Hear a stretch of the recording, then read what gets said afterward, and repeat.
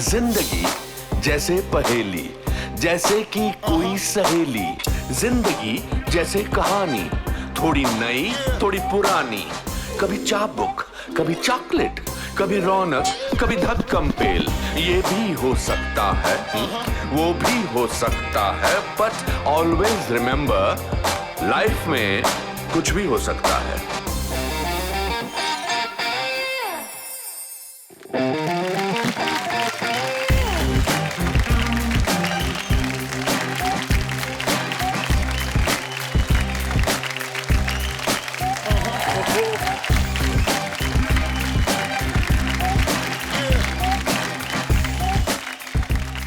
दोस्तों, अगर चोट के कारण फुटबॉल ना खेलने वाला Mahendra Singh Dhoni Indian cricket team का कप्तान बन सकता है तो कुछ भी हो सकता है। अगर IIT pass out Chetan Bhagat Bharat का एक प्रसिद्ध नॉवेलिस्ट बन सकता है तो कुछ भी हो सकता है। और अगर एक कोलकाता का साधारण केमिस्ट अभय चरण एक आध्यात्मिक गुरु स्वामी प्रभुपाद बन सकते हैं तो कुछ भी हो सकता है। जीवन एक ऐसी यात्रा है जहां हर मोड़ पर एक अभिनव है और उस अभिनव का अनुभव ही दुनिया को रंगीन बनाता है। तो बिना झिझक पढ़ते हैं, क्योंकि लाइफ में कुछ भी हो सकता है। कहते हैं कि अगर किसी का स्वभाव यानी नेचर समझना हो तो उसका चेहरा गौर से देखना चाहिए। बिना कुछ बोले आपको समझ आ जाएगा कि उस इंसान से कैसे पेश आए। पर आजकल हमें एक दूसरे का चेहरा देखने का टाइम ही नहीं है, तो स्वभाव समझना तो दूर की बात है। हालात इतने खराब हैं कि जब आप किसी से हाथ मिलाते हैं तो उस व्यक्ति के नाम से आप अपने नाम पर ध्यान देते हैं।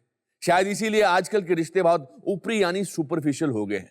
मेरा मानना है कि अगर आप अपने रिश्तों को मजबूत करना चाहते हैं तो एक दूसरे का स्वभाव समझना बहुत जरूरी है। इसी सीख के साथ welcome to the Anupam Kher show, कुछ भी हो सकता है। मेरी मां कहती है कि इंसान का स्वभाव उसके काम में झलकता है, तो कभी चिड़चिड़ा या गुस्सैल स्वभाव मत रखना, क्योंकि उससे तुम्हारा ही नुकसान होगा। जितना तुम खुश मिजाज रहोगे उतनी अच्छाई तुम्हारे काम में उभरेगी। अगर आप इतिहास के पन्ने पलट कर देखेंगे तो हर इंसान जिसका स्वभाव नीच था उसने सिर्फ बर्बादी ही मचाई है, चाहे वो चंगेज खान हो या हिटलर। एक व्यक्ति की अस्मिता उसके स्वभाव से बनती है और ये चॉइस हमारी है। आज जो मेरे मित्र यहां आए हैं उनका स्वभाव किसी संत से कम नहीं। ये एक ऐसे अद्भुत व्यक्ति हैं जिसका मन आईने की तरह साफ है और मस्तक पानी की तरह स्थिर।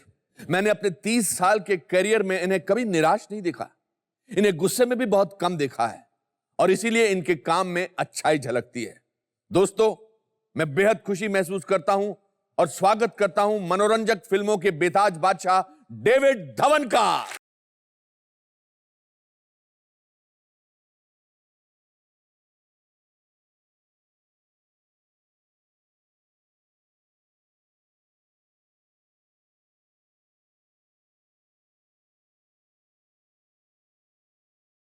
वैसे मैं उतना ही संत हूं जितना खेर साहब है।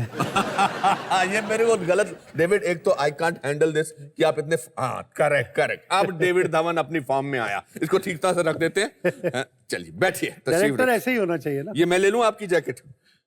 ले लूं मतलब मैं रख लूं, आप मुझे ज्यादा अच्छी लगी। अरे यार, तेरे लिए जान हाजिर है, ये तो जैकेट है। Thank you so much. बैठ जाऊं? बैठ जाइए। अभी क्या, आज डायरेक्शन तेरी होगी।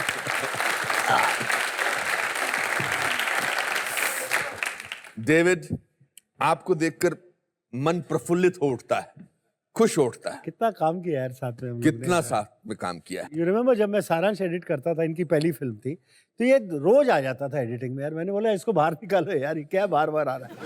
आज कुछ भी हो सकता है, देखो इसके शो में बैठा हुआ है।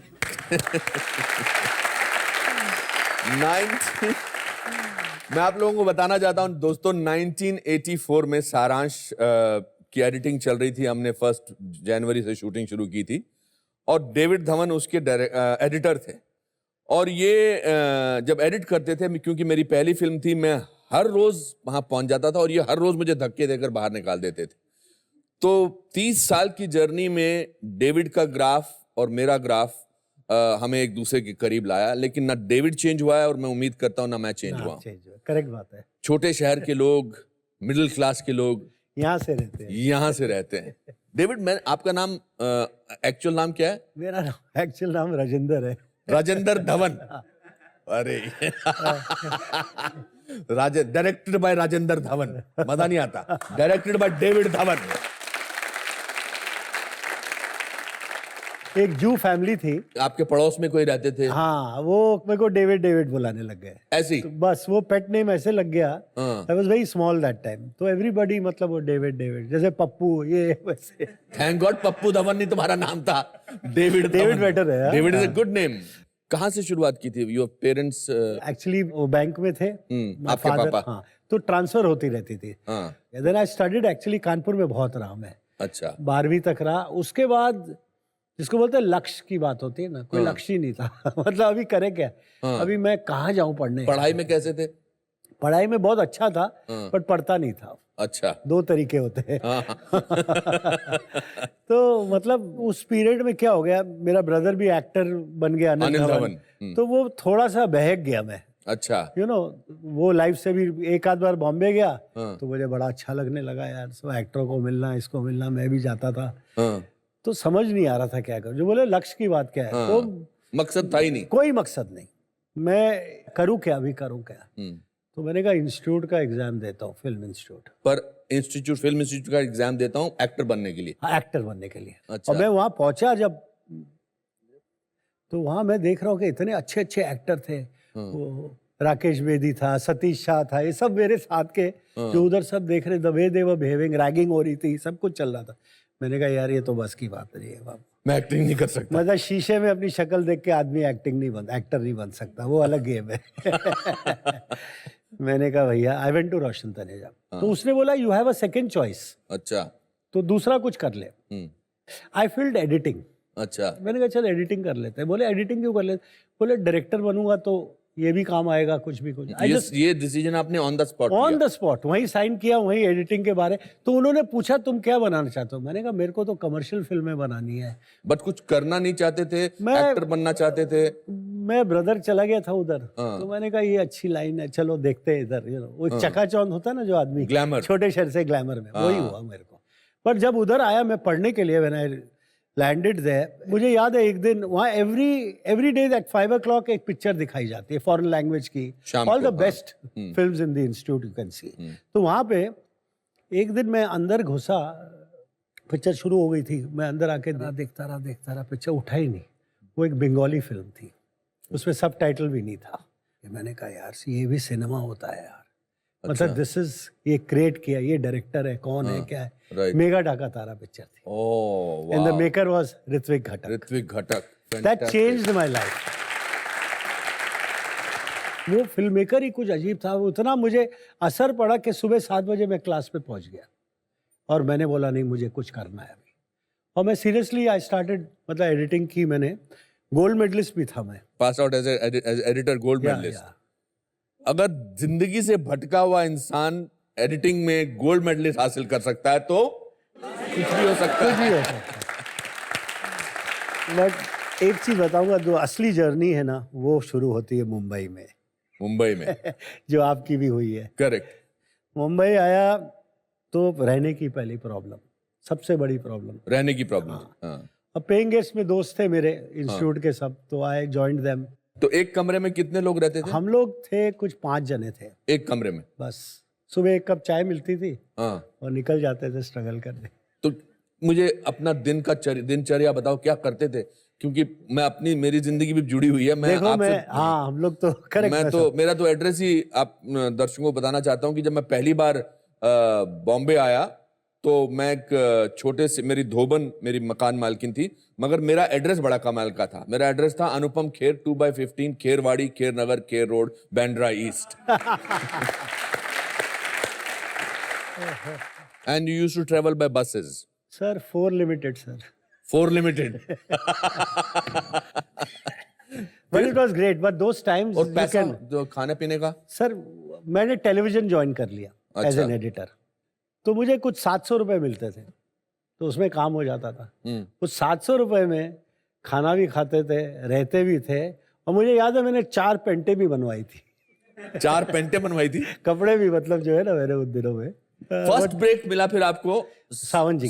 जब मैं इंस्टीट्यूट में एडिटिंग कर रहा था ना, तो एक दिन अचानक एक गाड़ी आई बड़ी, और एक शख्स उतरे और वो अंदर ढूंढते हुए मुझे आ गया और मैं टेबल पे कटिंग कर रहा था, वो मुझे देखता है, डेविड कमाल है यार, तू तो एडिटर बन गया यार। सावन कुमार थे। सावन कुमार टाक जी, हाँ। He said, चल पास होके आजा, मेरी पहली पिक्चर तू करेगा।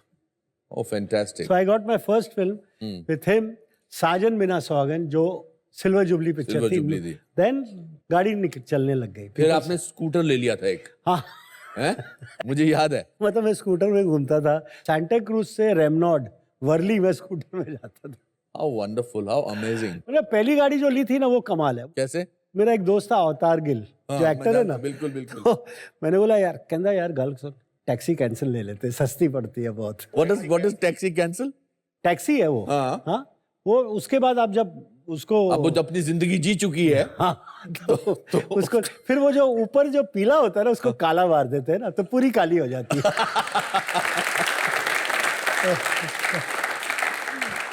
So that is how। वो कितने रुपए में ली थी आपकी? 8,000 रुपए। 8,000 में। हाँ, वो गाड़ी ठीक ठाक कराई, बहुत चलाई।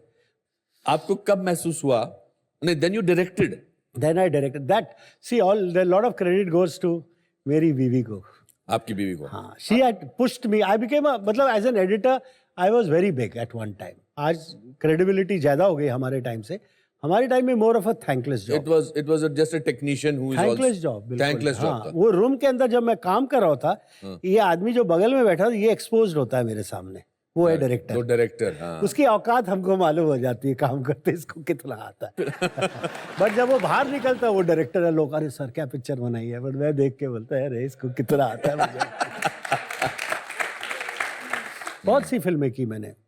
सारांश में मुझे एक प्रॉब्लम हो रही थी, आपको आज बताता हूँ मैं। बताइए। वो पिक्चर थोड़ी स्लो लग रही थी मुझे। अच्छा। क्या होता है, कुछ पिक्चरें क्या होती हैं, एक स्लो होती है इनहेरेंट, हाँ। एक होती है एक्टर स्लो कर देता है। अच्छा। वो चल के आ रहा है, बात कर रहा है, बैठ रहा है।